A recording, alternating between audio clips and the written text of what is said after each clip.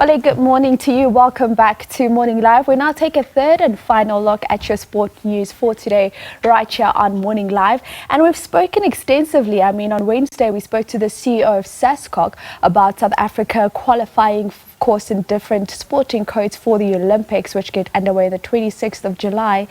And one of the teams that has qualified for the Olympics is the women's hockey team. I am going to be speaking to two women at the moment who will take us through about some of the challenges and preparations for Team South Africa, of course, heading into the Olympics. We'll be joined by Robyn Johnson, who's out in China, as well as Sibabalwe Sesmani, who's the CEO of Unorthodox Group, South Africa. While Siba gets a chance to walk in, perhaps let's check in with Robyn Johnson and see if she's online, because she is joining us via Zoom. Robyn, are you there? Hi, good morning. How are you? I'm very well, thank you, Robyn. Let me start with you, because firstly, what is it exactly that you're doing in China? Yeah, we're very fortunate enough.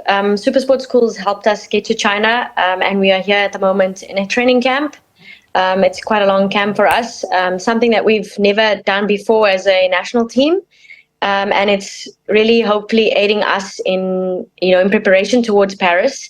And our goal is that we want to compete at Paris, and, getting these games and getting the trainings that we need in is really going to help us.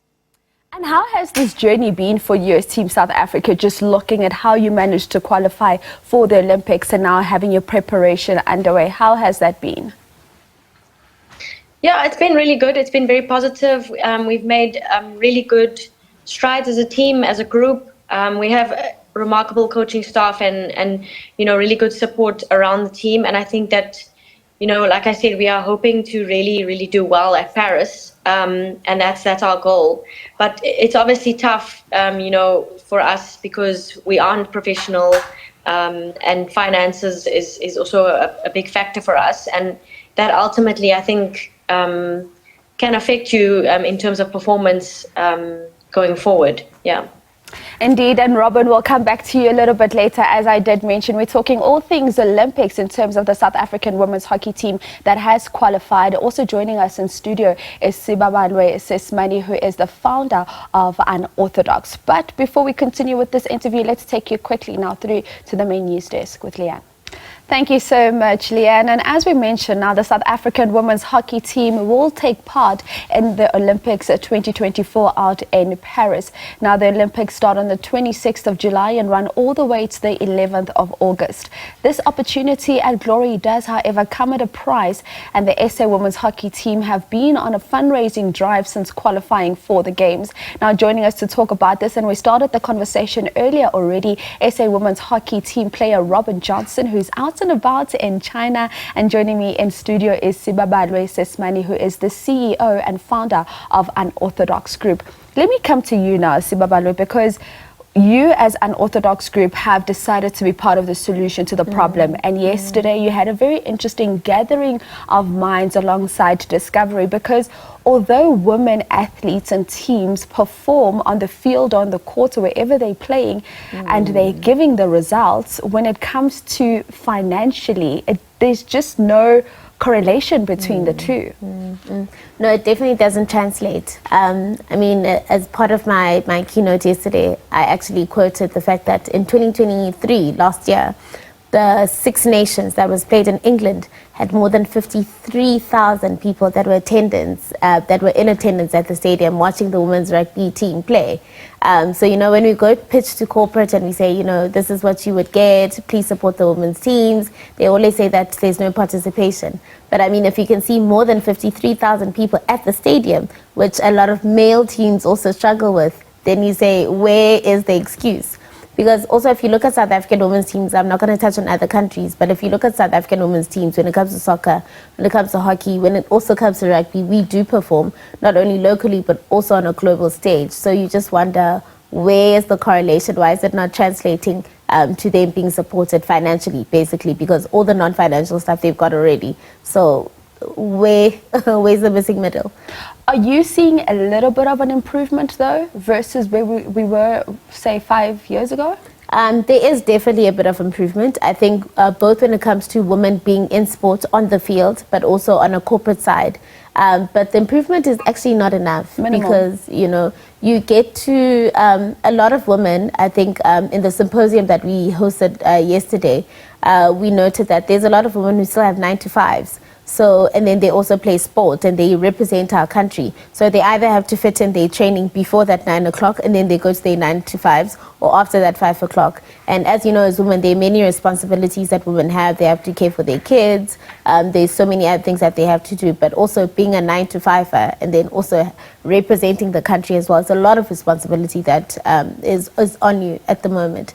So if we can make life easier for these women athletes, and they deserve it, we definitely should.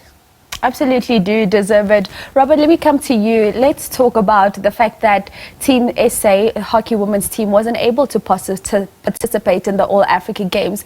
And this was a decision taken because of the quality of the playing conditions and particularly the facilities out in Ghana. How much has that affected you guys in terms of your preparations for the Olympics? Because I assume it would have been a nice competition to participate in and get yourselves ready. Yeah, I mean, obviously it was disappointing that we couldn't participate in Ghana. It obviously was a training camp for us, you know, another opportunity for us to get on the field, get as many touches on the ball, as many hours on the pitch as we can. And that obviously aids us in our preparation towards the Olympics. In terms of competition, I don't know, I wouldn't really say it's a tough competition, but like I said, it's a good training phase for us as a team. We obviously try and look at playing teams that are higher ranked than us, and that's actually where we can really gauge ourselves against, you know, higher opponents, because then, you know, when you get to the Olympics, you're playing against teams that are ranked, you know, top 10 in the world, and that's where you want to compete. And that's why international games and international exposure is so important for us. If you're not getting that exposure, then we're never going to know if we're going to be able to compete or not.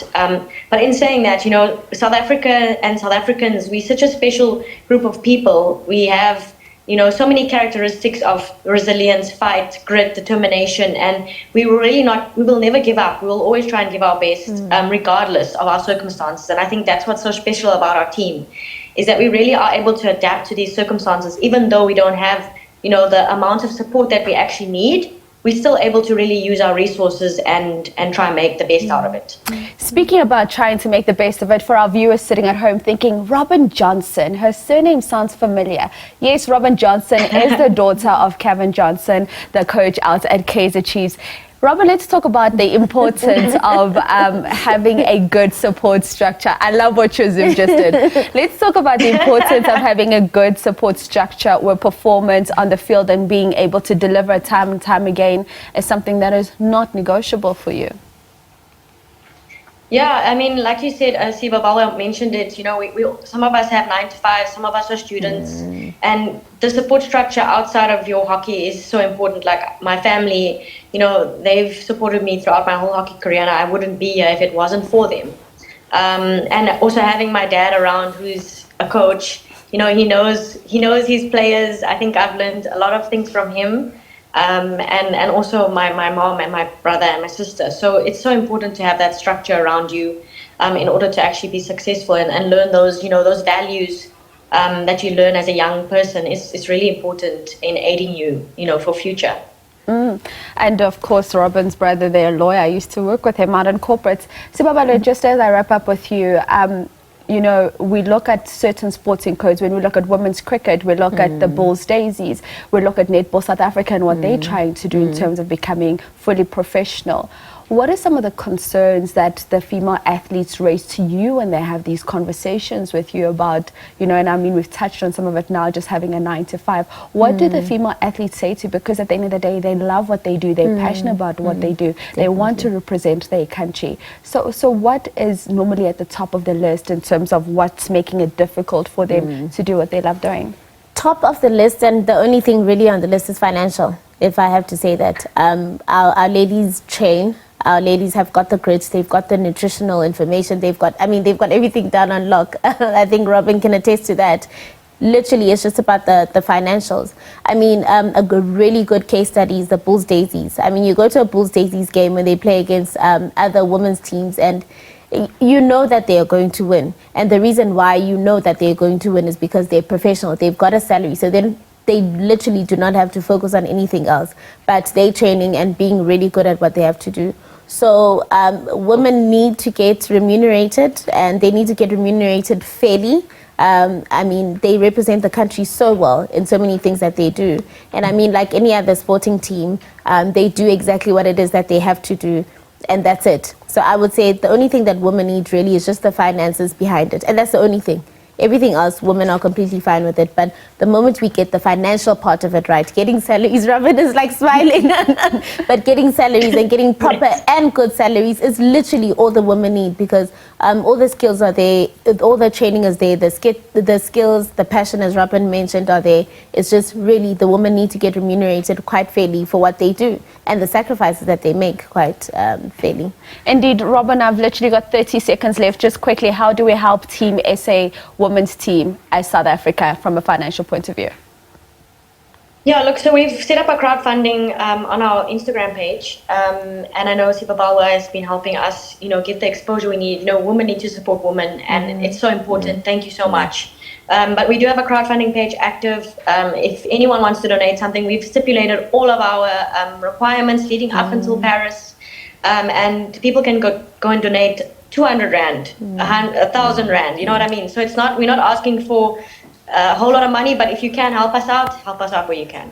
Thank you so much, Robyn Johnson. They're joining us from China. She's joining us via Zoom, as well as Sibabalwe, who is, of course, the founder and CEO of Unorthodox Group. And thank you so much, ladies. That's how we wrap up your sport news for today, right here on Morning Live. We'll do it all over again next week. Have yourself a blessed weekend. However, this is what you can still look forward to on the show today. Now, Mandi Savundla is a South African poet known as the first two-time undefeated world and sound slam champion. She joins us in studio shortly to tell us about her poetry journey, so do stay tuned. Looking forward to that. And Leanne mentioned this earlier on in the show today. Now tonight is a lotto night, and you can play for your share of up to 8 million Rand. That's what the jackpot is, and as you can see it on your sidebar right now.